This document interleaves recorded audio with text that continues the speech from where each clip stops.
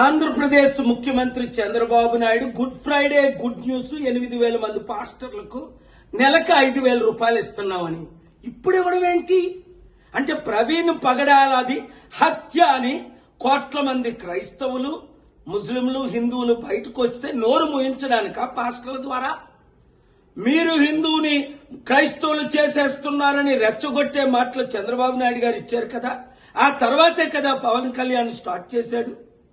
ఇప్పుడు 8,000 మంది క్రైస్తవ పాస్టర్లకి 5,000 ఇస్తే మరి 80,000 మంది పాస్టర్ల సంగతి ఏంటి, 1,000 మంది ములనాల సంగతి ఏంటి, 1,000 మంది హిందూ ప్రీస్టుల సంగతి ఏంటి?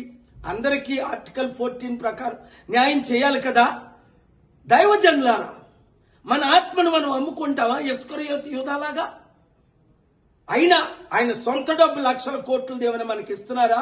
₹1,00,000 లేని చంద్రబాబు ఈ రోజు లక్షల కోట్లు ఆస్తిపరుడు ఎలా అయ్యాడని అందరూ ప్రశ్నిస్తున్నారు.